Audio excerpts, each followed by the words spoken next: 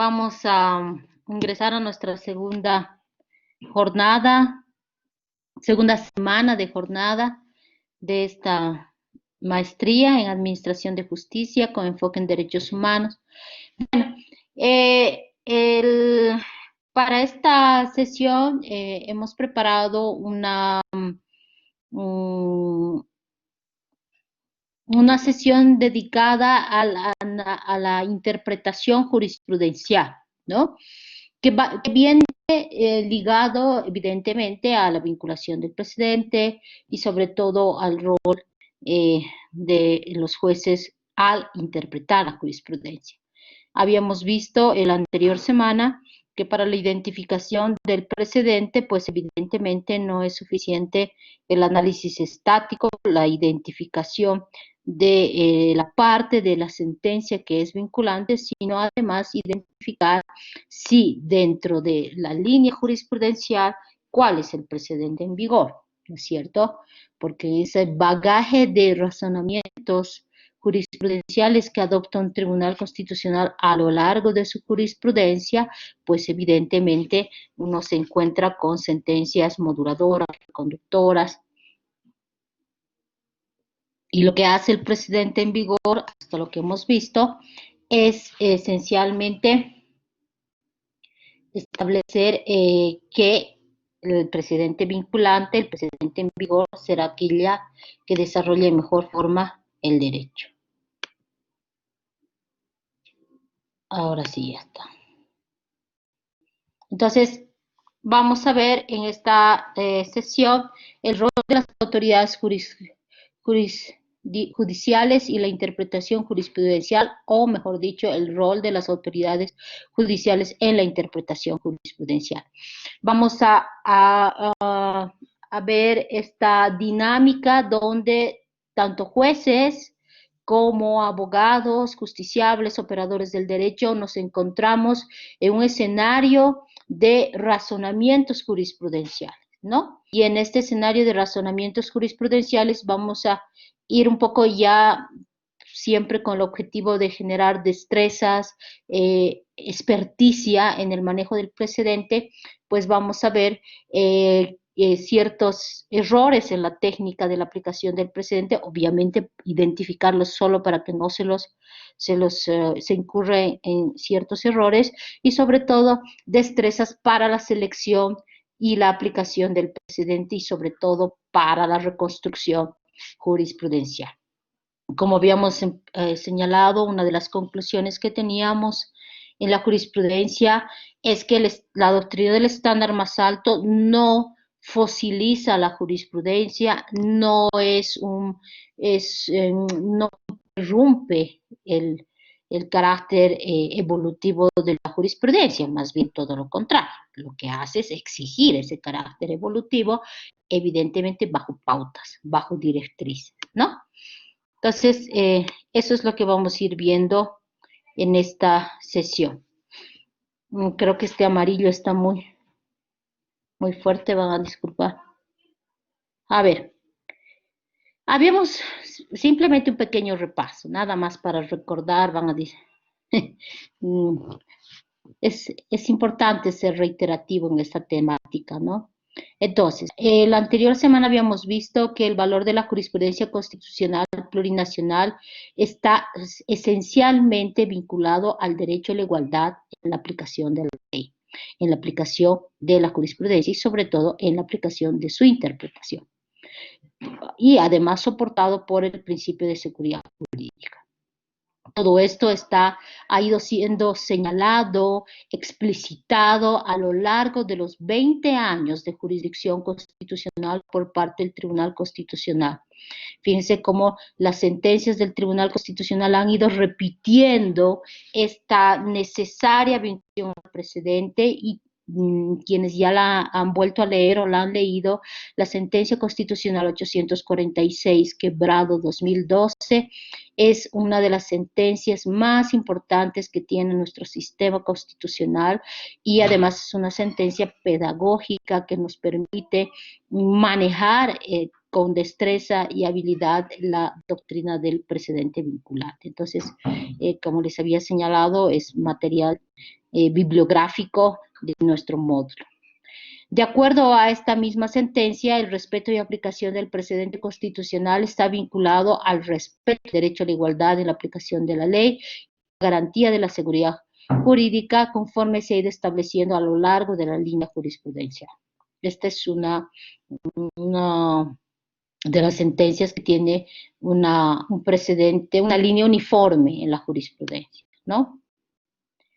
Aunque no se la aplica, esencialmente, ustedes han visto, con la creación de señoríos feudales, jurisprudenciales, pues nos bajamos este precedente vinculante, lamentablemente. El valor en esta temática, la sentencia constitucional 846-2012 nos dice que la importancia del precedente vinculante es que da coherencia y unidad al sistema jurídico. Por lo tanto, esta coherencia del sistema jurídico es una labor ¿de quién? ¿De quién? No es una labor de los operadores del derecho en cuanto a abogados. Esta labor es de los jueces. Pues los abogados vamos a poder querer vincularlos con precedentes que circunstancialmente algunos puede ser les favorezca, otros no les favorezca. Pero es aquí la labor esencial que tienen jueces para reconducir, para encauzar, para no apartarse. Por eso digo, es labor. Ahora, de que esta labor sea una corresponsabilidad de una actuación de buena fe por parte de los abogados es algo exigible, es algo además necesario, ¿no? La nueva lógica, la nueva técnica de argumentación, los lenguajes jurídicos que tenemos hoy en día están redimensionando la argumentación del derecho, la aplicación del derecho a partir de los derechos. Evidentemente, el rol que tienen los jueces es esencial, es primordial en esta dinámica, en este escenario de sistema constitucional que está diseñado por nuestra Constitución. Ahora bien, esta misma sentencia 846 nos señala lo siguiente, simplemente estoy ahorita en un recordatorio de lo que hemos visto ayer o la anterior semana. El respeto a los precedentes no implica que el Tribunal Constitucional petrifique su jurisprudencia, ya lo dijo el Tribunal Constitucional, impidiendo el planteamiento de problemas jurídicos aparentemente ya resueltos, ¿no? Veíamos que la vinculación al precedente no es un parafraseo de la jurisprudencia, es una vinculación del razonamiento a situaciones análogas, sin que ello implique que vamos a seguir solucionando de la misma manera un caso, pues podremos cambiar de criterio ahora.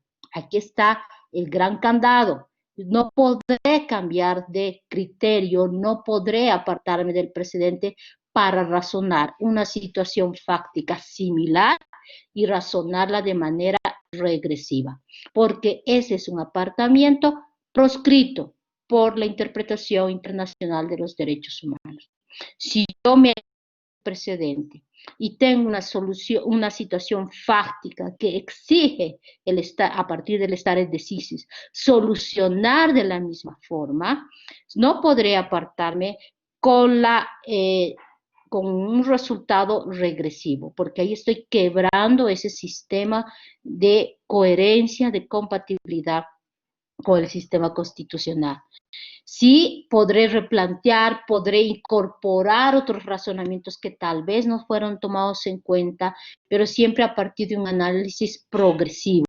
Podré corregir aquellos malos razonamientos, aquellos razonamientos regresivos, y vienen las sentencias reconductoras. Lo proscrito, las malas prácticas, son aquellas reconducciones que adoptan soluciones regresivas.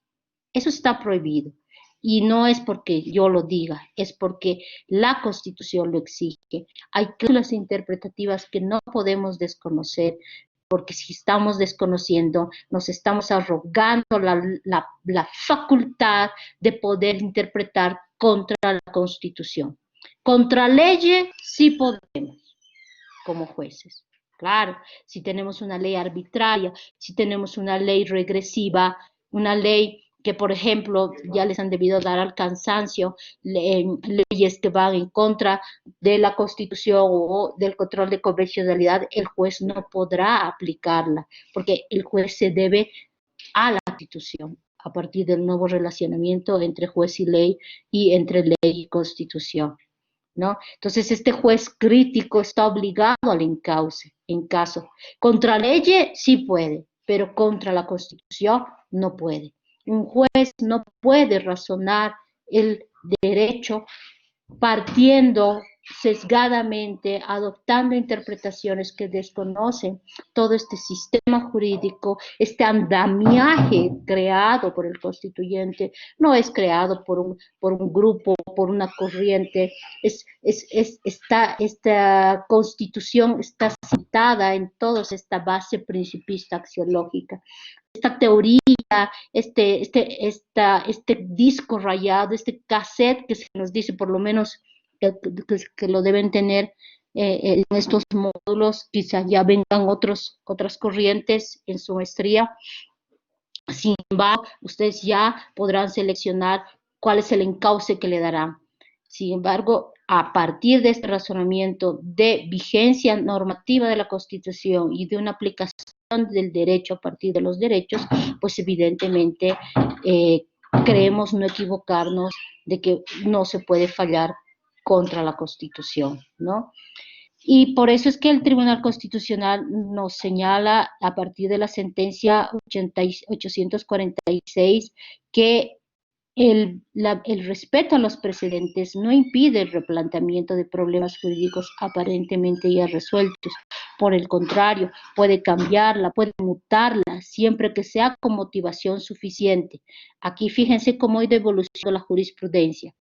El año 2004 nos exigía la jurisprudencia constitucional, la 1781-2004, nos exigía la jurisprudencia que yo podía mutar, cambiar, reconducir, siempre y cuando motive, siempre y cuando explicite mis razones jurídicas.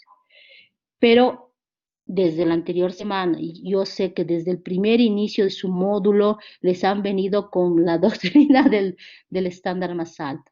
Pues a partir del 2013 hay un cambio explícito, porque el cambio se dio y siempre existió en el razonamiento jurisprudencial, pero con mayor fuerza con la vigencia de la nueva Constitución, que nos establece cláusulas interpretativas, que nos diseña esas directrices de interpretación. Y a partir de esas directrices de interpretación, no es suficiente que yo exponga razones, no es suficiente que yo ponga motivación y fundamentación jurídica para cambiar el precedente, sino que además me viene la validez material, que ese cambio, que ese nuevo razonamiento sea coherente con la base principista axiológica, sea coherente con la interpretación o con las directrices de interpretación de los derechos humanos. Ahí está el nuevo escenario de replanteamiento de los problemas jurídicos, replanteamiento de las soluciones jurídicas.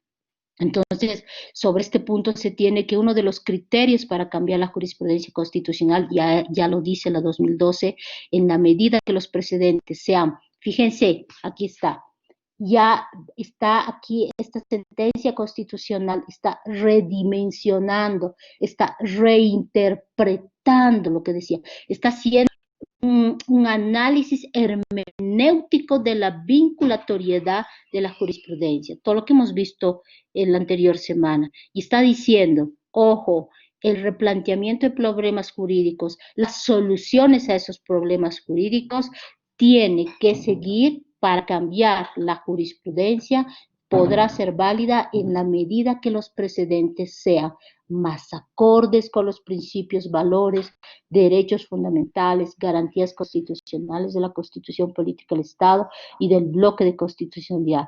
El Tribunal Constitucional Plurinacional preferirá su fijeza A contrario sensu, este tribunal aperturará su capacidad de cambio cuando no esté acorde a él. ¿Ya? Entonces, aquí está ya desde la 846-2012, vean cómo ya empieza esa reinterpretación de la vinculación al precedente. Pero después ocurre lo que les dije, ¿no? El fenómeno no querido de la feudalización de la jurisprudencia, en esa época del Tribunal Constitucional Plurinacional, con 3 señoríos feudales, o sea, 3 salas constitucionales que deciden apartarse de los propios precedentes que se había construido hasta esa época y empiezan a razonar diferente.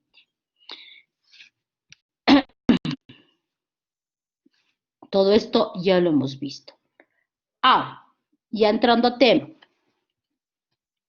simplemente por si no hubiera quedado alguna cosita clara, en el análisis estático de la jurisprudencia, el juez o tribunal de garantías a tiempo de formular el problema jurídico, hemos visto que en justicia constitucional solo son problemas jurídicos aquellos actos lesivos. ¿Y cuándo se convierte un acto en lesivo? Cuando vulnera derechos. No cuando me aplican mal la ley, no porque cuando no han cumplido la ley, sino cuando al aplicar la ley me han lesionado derechos. ¿Sí? Esa es la diferencia del escenario constitucional con el escenario de la jurisdicción ordinaria. En la jurisdicción ordinaria estoy obligada a interpretar y aplicar la ley a la luz de, obviamente, la Constitución. Indirectamente va a ser todo este proceso a la luz de los derechos humanos. Pero en sede constitucional el rol cambia, la figura cambia. El Tribunal Constitucional, para no convertirse en una instancia, como se dice, siempre nos dice el Tribunal Constitucional cuando no quiere abrir competencia, no soy una instancia casacional. Entonces, ¿qué nos está diciendo ahí? Nos está diciendo que tenemos que cambiar el lenguaje jurídico, tenemos que cambiar la argumentación. Yo ya no puedo venir con los mismos argumentos que los he expuesto en la justicia ordinaria, en el proceso civil, en el proceso penal. Mi lógica ya cambia, ya se refuerza, ya se revierte. Tengo que exponerle, tengo que denunciarle al Tribunal Constitucional o a la justicia constitucional que al aplicar la ley, al aplicar el derecho, me han lesionado los derechos. En síntesis, al aplicar el derecho no han razonado a partir de los derechos, porque si hubieran razonado a partir de los derechos no me hubieran lesionado. Entonces, el juez o tribunal de garantías, a tiempo de formular el problema jurídico que va a resolver, debe tomar en cuenta los actos, las omisiones ilegales denunciadas, pero ¿cuándo se convierten en actos y omisiones ilegales? Solo cuando van a lesionar derechos fundamentales, vinculadas con los derechos o garantías supuestamente vulneradas con el amparo solicitado o la acción de libertad, o sea, todo a partir de lo que habíamos señalado la anterior semana, la causa de pedir. Mi causa de pedir consta de 3 elementos: hechos, derechos y petitorio o petición. Esos van a formar el problema jurídico para el Tribunal Constitucional. Entonces, la forma de formular los problemas jurídicos es diversa. En varias sentencias el tribunal en su labor pedagógica, esta es una de ellas, si ustedes revisan la argumentación de esta sentencia, van a ver cómo el Tribunal Constitucional empieza a resolver autoplanteándose problemas jurídicos, ¿no? Es una técnica argumentativa que se la puede utilizar. Entonces se pregunta, ¿cuál o cuáles son los actos lesivos denunciados de ilegales o indebidos en los que presuntamente incurrió el servidor público o la persona individual o colectiva que la o el accionante considera violar los derechos fundamentales y garantías constitucionales? Siempre, ¿no? ¿Cuáles son? Identificación de situación fáctica, hecho fáctico. ¿Vinculado a qué? A la lesión de derechos fundamentales. Entonces, en la búsqueda de mi precedente y mi supuesto análogo, Esto es importante porque esto va a ser para ver si tengo analogía en la situación fáctica. Mi caso análogo siempre está vinculado con el hecho lesivo al derecho fundamental en cuestión. Siempre, siempre voy a... La analogía implica situaciones fácticas similares en las que se está lesionando, en el que el hecho, el acto o la omisión está lesionando un derecho fundamental en cuestión. No es una vinculación genérica del precedente sobre la libertad física, sino el precedente en los casos de aprehensiones, en los casos de medidas cautelares, ¿vean? Siempre va a estar el acto vinculado obviamente a institutos jurídicos que están lesionando el derecho fundamental en cuestión. Y obviamente esto es lo que va a dar lugar a que se conceda, que se diga y que se declare la improcedencia, si hay un supuesto de improcedencia arreglada en el amparo constitucional, por ejemplo. Ahora, con este pequeño preámbulo recordatorio, pues vamos a materia en esta primera parte. Las técnicas legítimas de interpretación jurisprudencial, ¿no? Primero, para ver la vinculación al precedente, hay una necesaria distinción fáctica, ¿no? Establecer si yo estoy frente a un caso de analogía en los hechos o estoy en una situación de disanalogía. No es un caso análogo, no es un supuesto análogo, por lo tanto, si no es una situación similar, yo me puedo apartar del precedente, me puedo desvincular, pero no lo haré sin fundamentar. La gran obligación, y esto es lo que aquí se incurre mucho en lesión de derechos fundamentales con el apartamiento del precedente. La justicia constitucional está plagada de denuncias por apartamientos arbitrarios al precedente, ¿no? ¿Y por qué? ¿Por qué es arbitrario? Porque no estoy fundamentando. El juez tiene la obligación de fundamentar y explicitar, no solo fundamentar. A veces nos olvidamos de la motivación, por eso siempre unido, fundamentación y motivación, dos cosas que no son similares, son diferentes y siempre tienen que estar expuestas en el ordenamiento jurídico. Entonces, el juez, al apartarse del precedente, está obligado a fundamentar y motivar por qué se está apartando, por qué esta situación que se me está invocando como precedente no me vincula. Es que no me vincula porque yo estoy en esta situación fáctica. Y en esta situación fáctica no está razonando a partir de este precedente, ¿no? Es eso importante. Ahora, para la técnica legítima del presidente, pues tengo que, lo que hemos hecho la anterior semana, una estricta diferenciación entre ratio y obiter.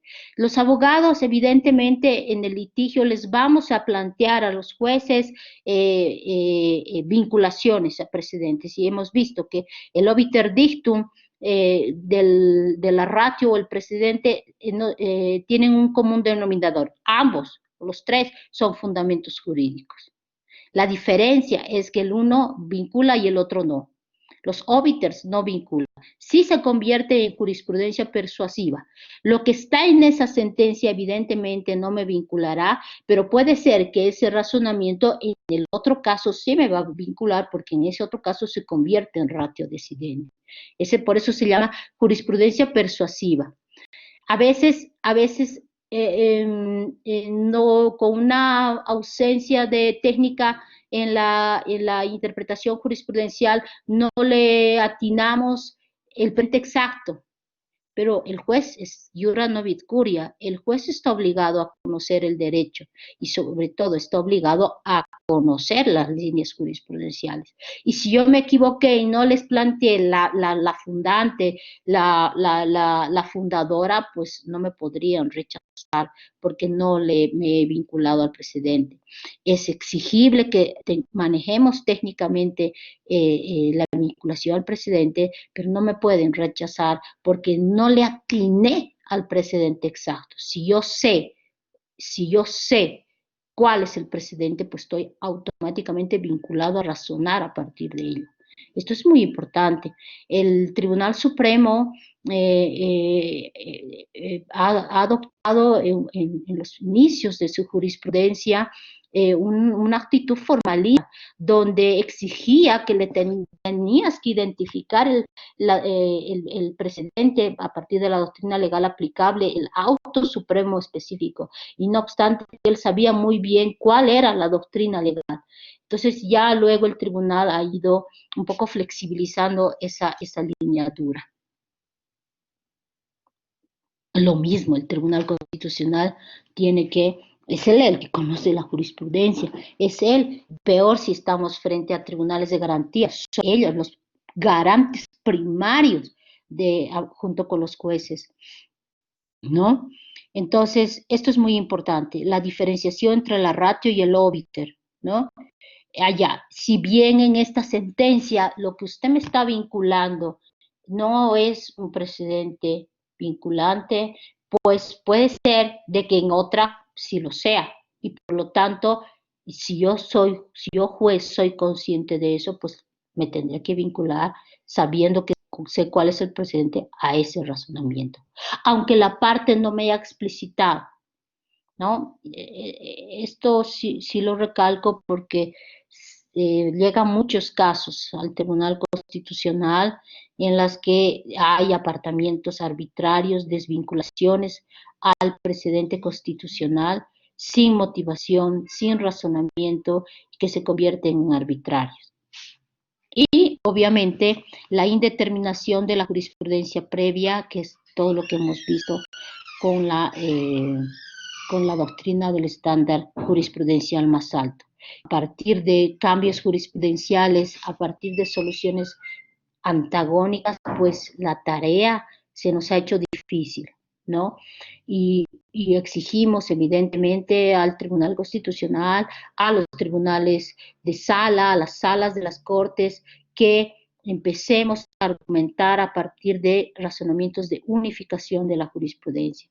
Les contaba que hay varias sentencias constitucionales que han adoptado la técnica de la sistematización de la jurisprudencia. Esas son buenas prácticas donde el Tribunal Constitucional les está diciendo, vean, sobre este problema jurídico o sobre este derecho, yo he razonado de esta manera, y nos da toda la línea, y dice, luego, respecto a lo que usted me está pidiendo, como ya nos ha dicho cómo es la línea, pues dice, el precedente que nos vincula es este, ¿no? Entonces, ese tipo de respuestas queremos, razonamientos que sean claros, que sean transparentes. Con la 2221-2012, que es la última sentencia que ha redimensionado el contenido esencial del derecho a la motivación, pues una de las razones de las exigencias para el cumplimiento de este deber son sentencias transparentes que permitan realizar el control racional de las decisiones, ¿no? No apartarnos sin fundamentar, no desvincularnos sin razonar, sin motivar. Entonces, la analogía evidentemente ha sido desarrollada por el Tribunal Constitucional en numerosas sentencias, ¿no? Entre ellas, entre muchas otras, la sentencia, una de las primeras sentencias que expresamente explicaba en casos. Estas sentencias son casos donde el tribunal ha explicado y obviamente lo ha aplicado en el caso, ¿no?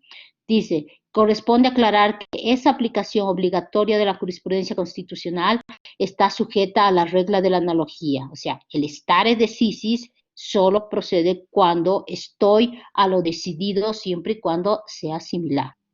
Vale decir que los supuestos fácticos de la problemática resuelta mediante la sentencia constitucional en la que se crea la jurisprudencia sean análogos a los supuestos fácticos de la problemática a resolverse mediante la sentencia en la que se aplicará la jurisprudencia o el precedente obligatorio. Desde otra perspectiva, se puede señalar que cuando no existe la concurrencia de la analogía entre los supuestos fácticos, no puede exigirse la aplicación de la jurisprudencia o el precedente obligatorio. Ustedes me dirán, pero esto ya lo sabemos. O sea, me dirán, yo ya me lo conozco.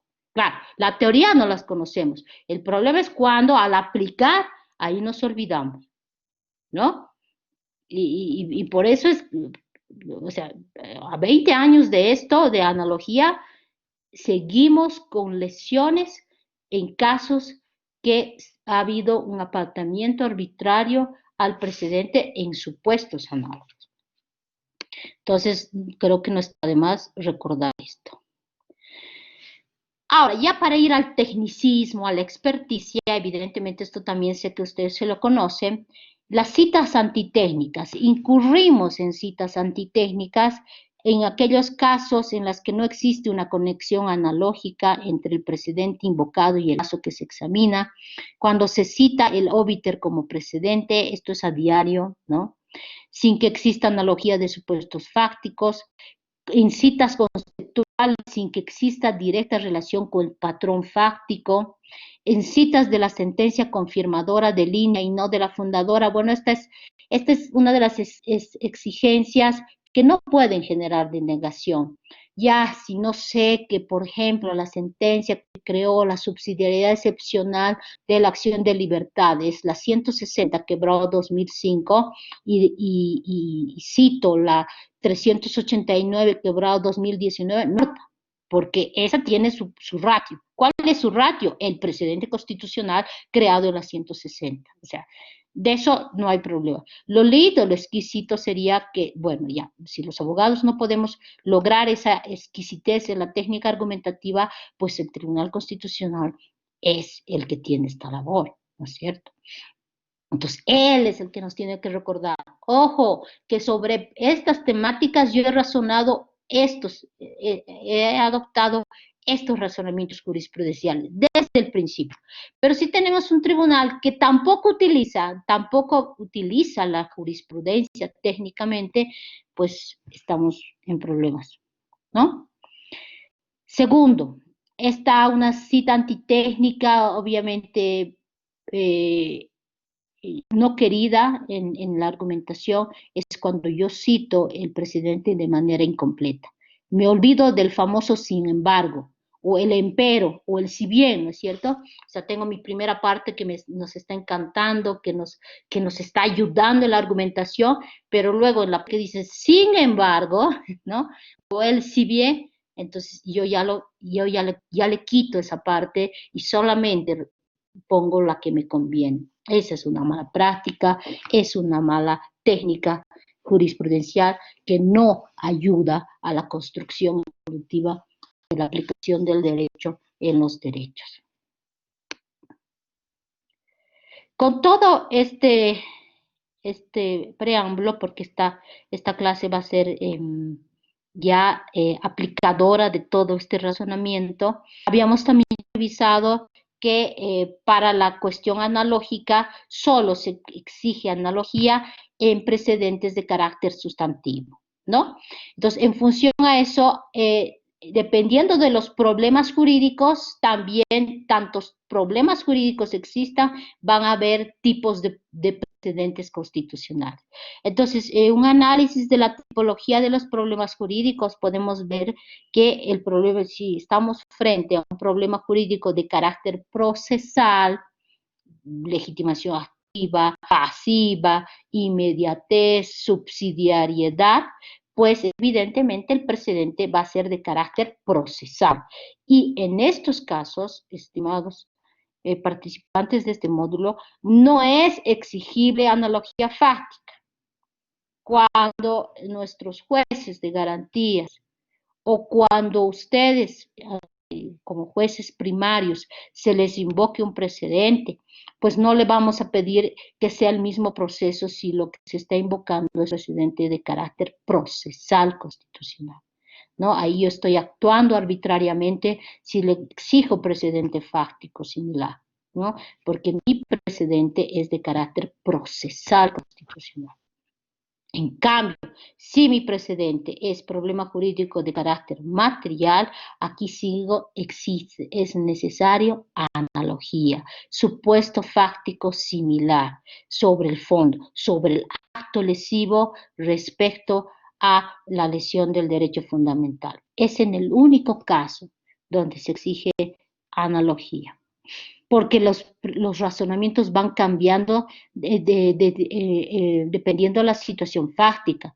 Con el enfoque diferencial ya hemos visto, ya hemos razonado que en el enfoque diferencial que nos permite visibilizar las situaciones de contexto y obviamente a partir de esas situaciones de contexto el tribunal ha ido redefiniendo su jurisprudencia.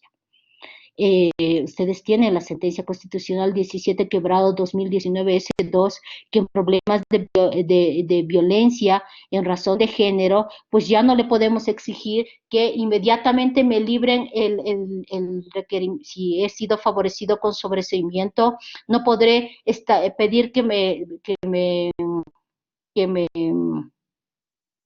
emitan el mandamiento de libertad vinculándome a un precedente que no es de caso de violencia, porque ya el Tribunal Constitucional ha dicho en casos de violencia los jueces, los fiscales están obligados a razonar a partir del deber de la debida diligencia. Entonces, a partir de ese razonamiento, el precedente ha cambiado. O sea, yo no puedo exigir un precedente creado, evidentemente, en otro delito, en otra situación, y quererlo aplicar en los casos de violencia en razón de género o en los casos de enfoque diferencial, porque el enfoque diferencial ha redefinido la propia jurisprudencia. Lo que se había construido a partir de un enfoque unifocal que solo había visibilizado había razonado el derecho en función de el sujeto de derecho o de un solo sujeto de derecho sin ver quién es, pues el enfoque diferencial es una reinterpretación de la aplicación del precedente y eso ya está bien, gracias. Ahorita voy. El enfoque diferencial genera estos nuevos resultados. A ver, estimado doctor, lo escuchamos. Voy a anotar su pregunta. Lo escuchamos, doctor. Perdón, gracias, le agradezco por la palabra, doctora. Una consulta, ya que estamos sobre el tema. ¿Qué pasa en el caso, yo día y el accionante me presenta, por decirle, 3 sentencias, de las cuales una es ratio y las 2 son óbiter? Y en la parte del accionado también me presenta, por decirle, 3 sentencias, de las cuales 2 son ratio y una es óbiter. Un ejemplo, algo así, disculpe, para poder tenerlo en cuenta. Exacto, qué buena pregunta, estimado doctor. Lo que usted tiene que hacer es fijarse su problema jurídico. ¿Cuál es mi problema jurídico? Yo estoy en un caso, por ejemplo, de aprehensión fiscal a adolescente vinculado con la infracción en la ley penal, ¿no es cierto? Y digamos, en ese caso, siempre hay que focalizar, ¿no? Entonces, niño, estoy en un caso de adolescente vinculado con la ley penal, con la infracción a la ley penal. Entonces, digamos que su problema, digamos que en usted juez de garantías, el accionante le invoca el precedente que establece que en situaciones de niño, niña y adolescente no opera la subsidiariedad excepcional, ¿no es cierto? Ahorita, un precedente de carácter procesal constitucional. Le plantea, ahorita no me acuerdo el número, pero le plantea, digamos, la 346-2019, si no me equivoco es esta, 2018, ese 2, y la parte accionante o accionada le plantea a la 160-2005-R, la de la subsidiariedad excepcional, ¿no? La que crea la línea. Y a la subsidiariedad excepcional, la 160, evidentemente la 160 no hace un razonamiento, en ese caso fáctico, de los sujetos intervinientes, hace un razonamiento genérico del por qué hay que incorporar el carácter excepcional de la subsidiariedad en la acción de libertad. ¿Cuál es el precedente que usted le vincula? Pues, estimado doctor, como es niño, niña, adolescente, en casos de niño, niña, adolescente hay un precedente específico, que es la flexibilización de la subsidiariedad excepcional en el caso de niños, niños y adolescentes. Ese es su problema jurídico, ¿no? Usted se va a invocar, ¿cuál es el precedente que a usted le va a permitir saber cuál le vincula? Pues aquel precedente que haya razonado en casos de niño, niño y adolescente y haya ingresado al fondo de la causa. No va a poder aplicar un precedente donde no se trate de niño, niño, adolescente y más bien se haya aplicado la subsidiariedad excepcional. No sé si me estoy dejando entender, doctor. ¿Sí? Sí, es que yo le consultaba caso por decirle que corresponde, leyendo el fondo del problema, doctora, como un juez de garantía, que realmente tiene la razón por decir la parte accionada, pero en la defensa simplemente le presentan los argumentos de la sentencia, pero en la defensa del litigio, en la parte accionada, hace mejor defensa, por decirle, y uno que ve el fondo para poder, y en el caso que usted me explica ahorita, porque es un punto de la etapa de vulnerabilidad, digamos, ¿no? Se puede considerar, Ujú. pero que si no fuera, por decirle, dentro de lo considerado los grupos de vulnerabilidad, ahí la razón yo le daría por decirle en el marco de respeto al accionante, pero la defensa fue muy mala, los argumentos muy malos, y tuvo más rápido en su defensa el accionado. Entonces, le preguntaban estos conflictos porque le vuelvo a repetir, mandan sentencia y no hacen la defensa correspondiente, bueno, y la parte accionada es la que defiende con mejores argumentos y es un conflicto, considero, por eso le consultaba qué razonamiento se podría ocupar en esas circunstancias. Correcto. Siempre, doctor, y aquí me gusta su pregunta, todo caso vinculado a jurisdicción constitucional siempre va a tener dos problemas, ¿no? El problema de carácter procesal, constitucional, las barreras, y el problema de carácter sustantivo. El primer ejemplo que yo le he dado es de carácter procesal. Ahora vayamos al carácter sustantivo. ¿Qué caso en concreto es la situación? Digamos que es una aprehensión, ¿no? A adolescente infractor, ¿no? Y digamos que en esta aprehensión es una aprehensión además fiscal. Entonces, para usted lo que se tiene que fijar en la identificación del precedente donde le invoque, tiene que tratarse también de una aprehensión fiscal vinculada a adolescente y que haya razonado en determinada situación fáctica. A ver, un caso de aprehensión, un caso sustantivo en aprehensión fiscal, por ejemplo, medidas cautelares, por ejemplo. A ver, medidas cautelares, ¿qué se ha dicho? En materia de niños, niños o que es adolescentes, pues las medidas cautelares se sujetan, por ejemplo, ¿a qué? ¿Se sujetan a las medidas cautelares establecidas en el Código de Procedimiento Penal o se sujetan a las medidas cautelares del Código de la Niñez y de la Adolescencia? Entonces ahí si la parte accionada le presenta las medidas, el razonamiento de las medidas cautelares a construidas en el ámbito del procedimiento penal, pues no le van a vincular a usted, porque lo que le va a vincular a usted es lo que ha razonado el Tribunal Constitucional en el caso de niños, niños y adolescentes.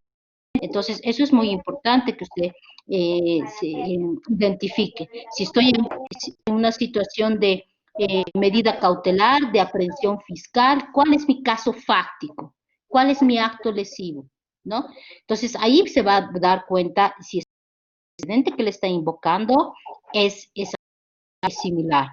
Y hay que tener cuidado, eso sí, estimado doctor, ya con el enfoque diferencial, el enfoque intercultural y todo lo que hemos ido viendo, que el Tribunal Constitucional ha ido razonando, reinterpretando el derecho a partir de los derechos de los grupos de prioritaria atención. Entonces yo tengo que fijarme, si ya me tengo que alertar, sobre todo para todos, tengo que tener alerta, estimado doctor, y todos los presentes, que casos de violencia en razón de género ya hay fuertes reinterpretaciones y redefiniciones de la jurisprudencia.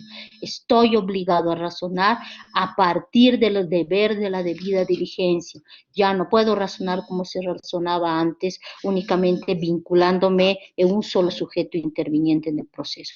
Los precedentes que me vinculan ya son estos que han tomado en cuenta el razonamiento del deber de la debida diligencia. Entonces, esos son los que lo vinculan, estimado doctor, en materia, por ejemplo, de niño, niña, adolescente en infracción con la ley penal.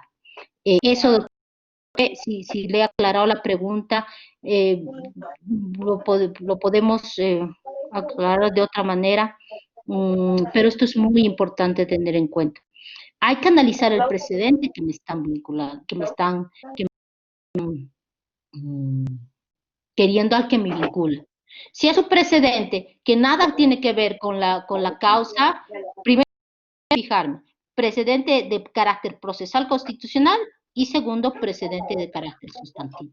Es eso lo que le va a usted vincular o no. Y no importa si la accionante le da 80 sentencias y el otro le da una, o sea, ahí hay que hacer análisis dinámico, que es lo que estamos viendo.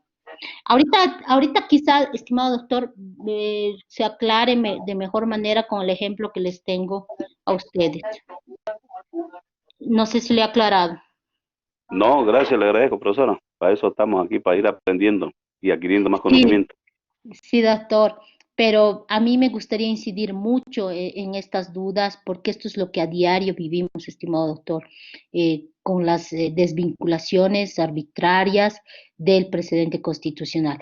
Primero, lo que tenemos que identificar es qué problema jurídico tengo, cuál es mi situación fáctica, ¿no? Y en función a eso, pues ya me fijaré si lo que tengo en este razonamiento es... a ver, yo les voy a dar un ejemplo que siempre lo daba porque me servía muy bien, solo que voy a poner unas excusas porque no sé ahorita cómo está la evolución de la jurisprudencia, pero les voy a dar un ejemplo, simplemente.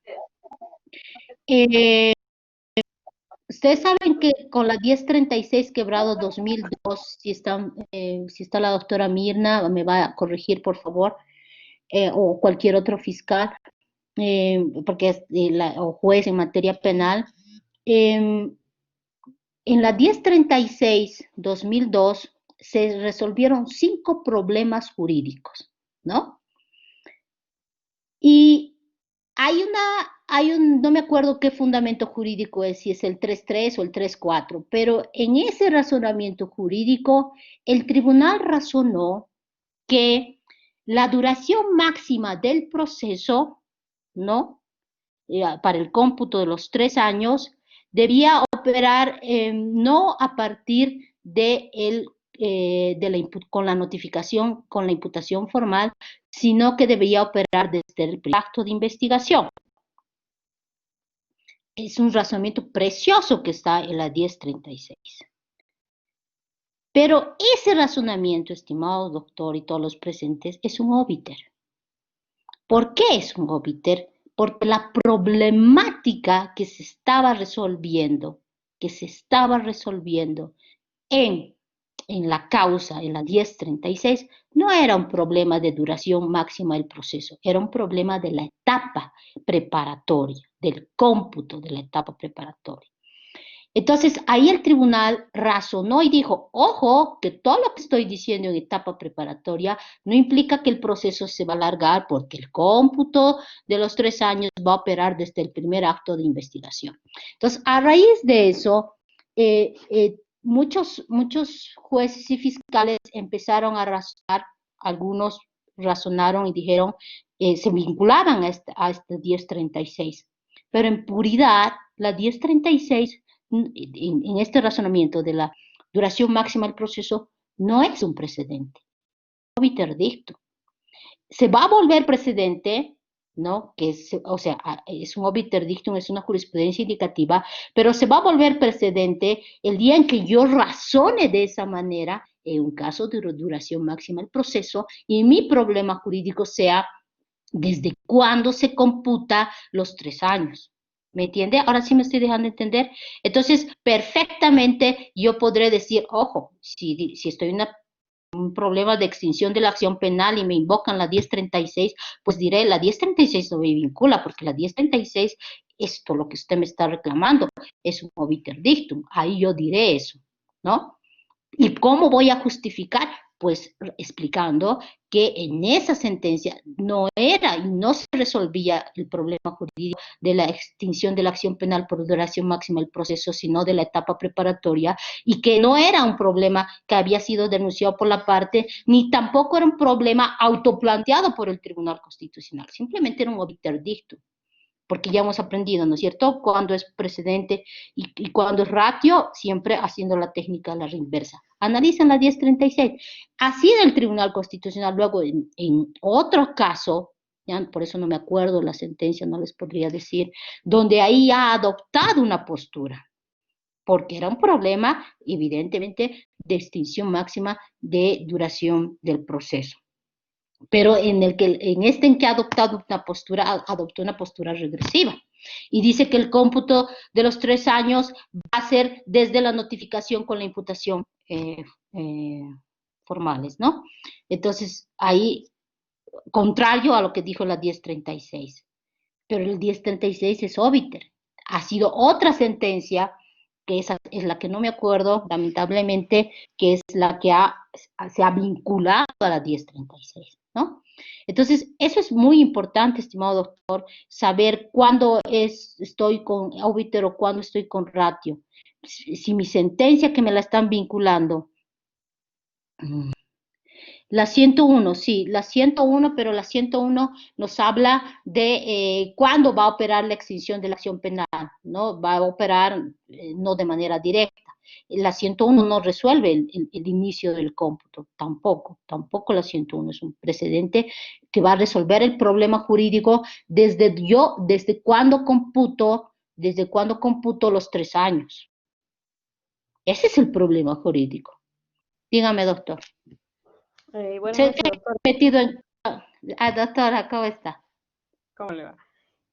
Un poquito para aclarar la 1036, lo que usted mencionaba.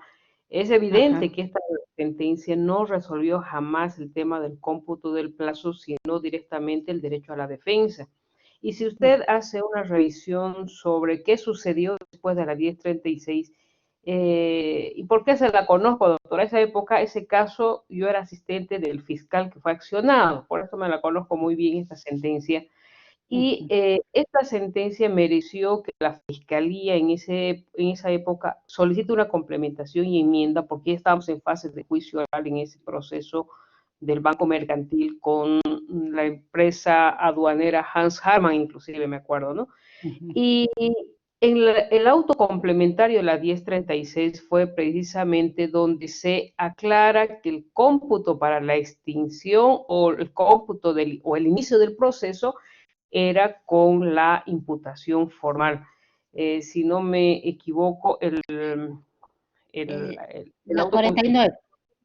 Sí, efectivamente fue a continuación el que un poco define y modula de alguna forma o modifica la interpretación, explicación del artículo 5 del Código de Procedimiento Penal, que decía que el primer acto era la denuncia. Y efectivamente después sale, un año después, si no me equivoco, sale el tema de la extinción.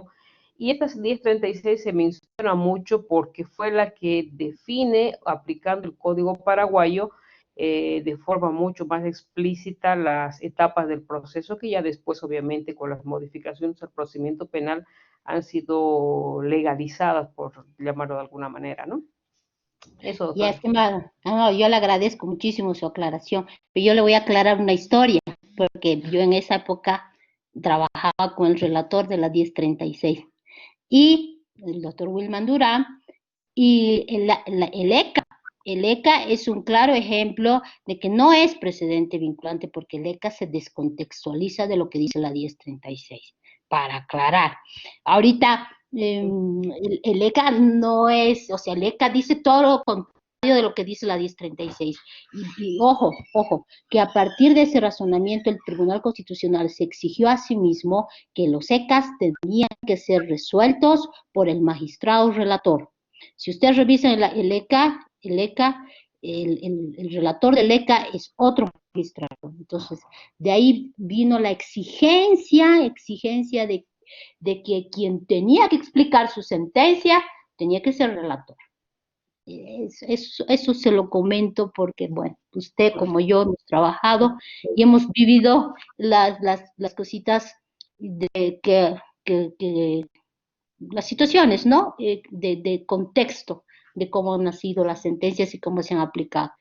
Eh, el ECA no es vinculante en materia de extinción de la acción penal por duración máxima del proceso, estimado doctor. Hay otras dos sentencias que sí son vinculantes, que ahorita yo no me acuerdo cuáles son, pero el ejemplo que les decía del obiter es eso, ¿no? Tengo que aprender a identificar si yo lo que estoy haciendo, si en lo que me están vinculando es el obiter.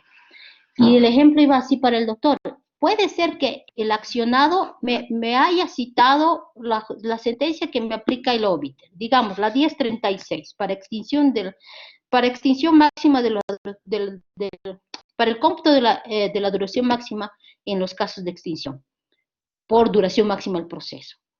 Pero yo sé, como juez, que no es esa, que el precedente vinculante es otro. Por lo tanto, yo, Iura nobis curia, podré decir, esta sentencia no me vincula porque el precedente vinculante es este. ¿Dónde está la razonabilidad, la coherencia de mi decisión en mi fundamentación, en la explicitación del por qué me estoy apartando? Entonces, si yo le explico al accionante, mire, yo no me puedo vincular con la 1036 porque la 1036 razona, pero es un razonamiento que en ese caso es un obiter dictum, pero el razonamiento que sí resuelve un problema de duración máxima o de extinción por duración máxima del proceso es este el que ha razonado. Otra cosa será si es precedente vinculante en vigor, ya, entonces ahí ya la dinámica es más complicada.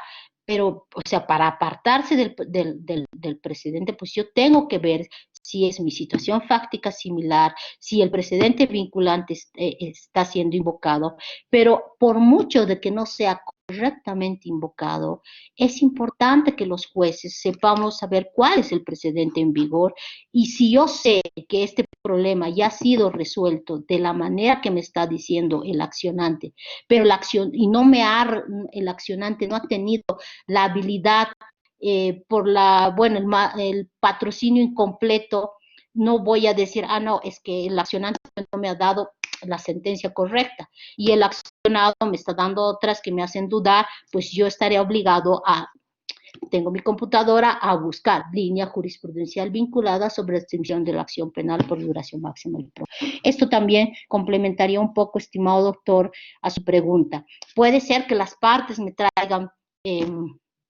precedentes constitucionales. Ahora, evidentemente, las partes ahora son mucho más responsables en la invocación del precedente y ahí pues yo tendré que leer. Tampoco me pondré la venda y diré, no, yo me la sé y por lo tanto yo sé cuál es el precedente cuando puede ocurrir que ya la parte le esté diciendo, ojo, que el precedente que usted creía que era precedente no es precedente, resulta que a partir de la doctrina del estándar más alto, ese no es precedente porque es un precedente regresivo.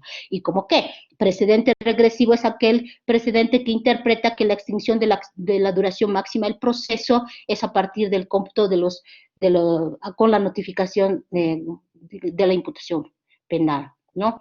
O sea, que me estoy poniendo, estoy entrando en terreno fangoso, pero esa es una postura, ¿no? Siempre hay que ir a la interpretación más progresiva. Hay una discusión en la línea jurisprudencial, en la invocación al precedente, en la extinción de la acción penal, y ahí sí la doctora me va a corroborar de que la discusión está, ¿no? Hay dos razonamientos donde el cómputo es desde el primer acto de denuncia y el otro razonamiento es desde desde la notificación con la imputación formal, ¿no es cierto, doctora? Entonces, ahí yo ya tengo, este es un típico caso de precedente en vigor. ¿Cuál es el que desarrolla en mejor forma el derecho fundamental en cuestión? A contrario de eso, ¿cuál es el que restringe menos? Eso tendré que preguntarme yo como juez para establecer el precedente en vigor. En la extinción que les digo, hay dos razonamientos contrapuestos. La línea no es uniforme, no es uniforme. Precedentes que han resuelto y se han vinculado a la 1036 y que han resuelto en situación fáctica, ¿no? En problema jurídico fáctico del cómputo. Y hay otros casos donde igual, cómputo, pero que han adoptado la interpretación que dice la doctrina vinculándose a LECA. Eso es innegable, estimados doctores. Ahí este es un caso donde el tribunal tendría, bueno, no hay necesidad, se lo diría que unifique, pero uno se va a, a utilizar la técnica del precedente en vigor. Abogados, obviamente que vamos a defender el derecho a la libertad de nuestros patrocinados o de nuestros defendidos, obviamente invocaremos la que restrinja menos el derecho, ¿no? Eso, estimado doctor, no sé si con esto también ya hemos podido aclarar.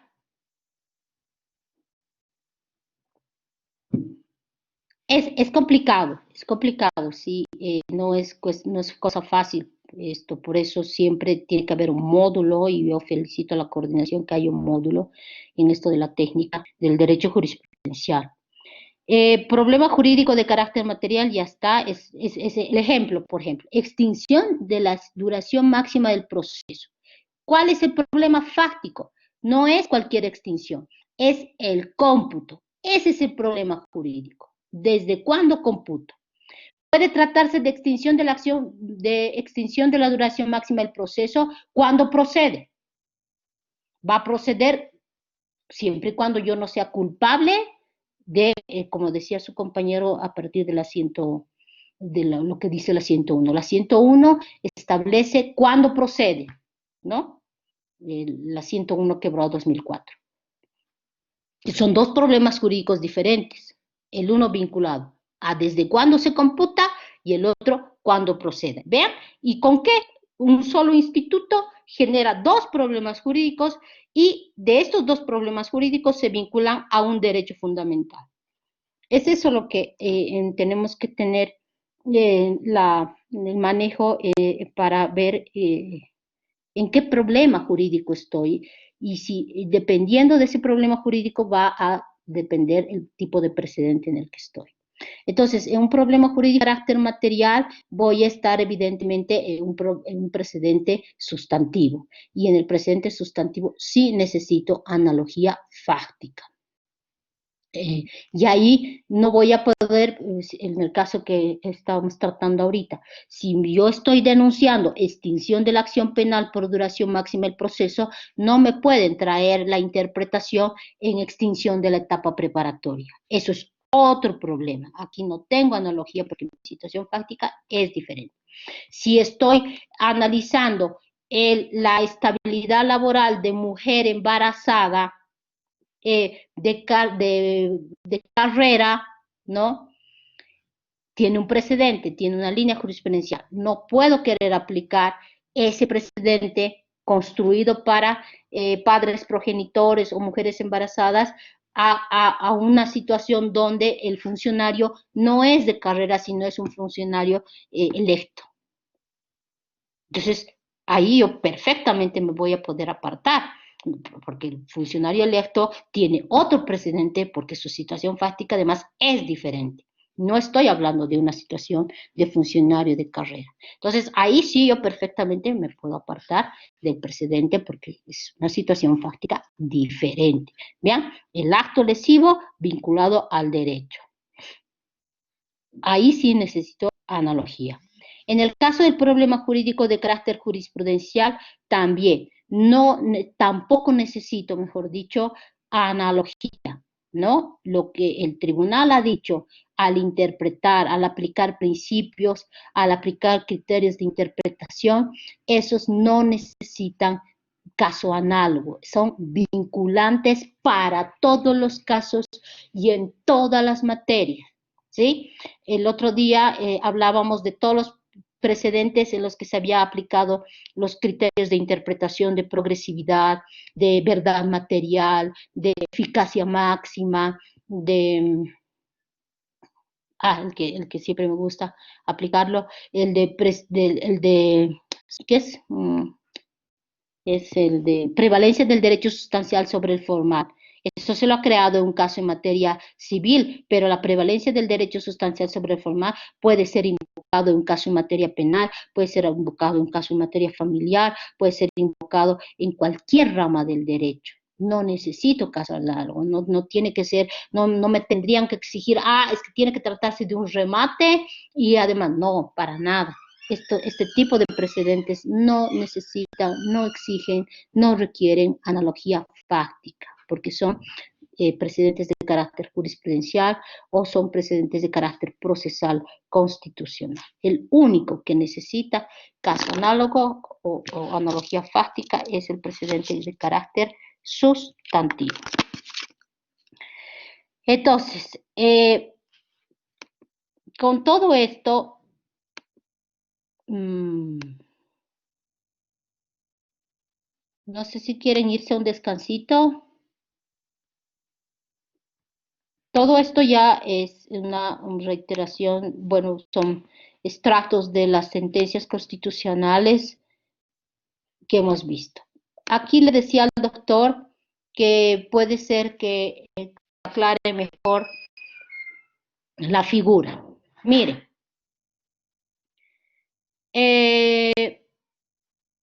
hemos dicho que para la vinculación al precedente no tengo que... esto es importante. Estimado doctor, usted que me preguntaba, tengo 3 sentencias que me invoca el accionado y tengo 3 o 4 más que me invoca el accionante. Para eso, para vincularme al precedente en vigor, pues aquí yo tendré que recordar lo que dice el Tribunal Constitucional. Sí, nos vamos a un descanso, solo que no quiero que nos vayamos. Me gustaría irnos con la idea, estimado doctor. Esto termina de cerrar. Dice, análisis dinámico de la jurisprudencia. No es suficiente que me invoquen precedentes, sentencias. Yo tengo que hacer análisis dinámico. Análisis dinámico de la jurisprudencia. No es suficiente la identificación del precedente constitucional a través del análisis estático de la jurisprudencia. Se debe analizar la jurisprudencia constitucional también a través de un análisis dinámico. Y eso es lo que vamos a hacer ahora en varios casos para estableciendo el análisis dinámico. Es decir, se debe apreciar de manera sistemática el desarrollo de la jurisprudencia para ubicar el precedente constitucional en vigor en la línea jurisprudencial. Las líneas jurisprudenciales son la técnica para hacer el análisis dinámico de la jurisprudencia constitucional. Son las respuestas o soluciones que la jurisprudencia ha dado a determinado problema jurídico. Está conformada por un conjunto de sentencias que abordaron determinada temática. Entonces, con esto nos quedaríamos y nos vamos al descanso. Es 8:15, por favor, 8:30 nos vemos.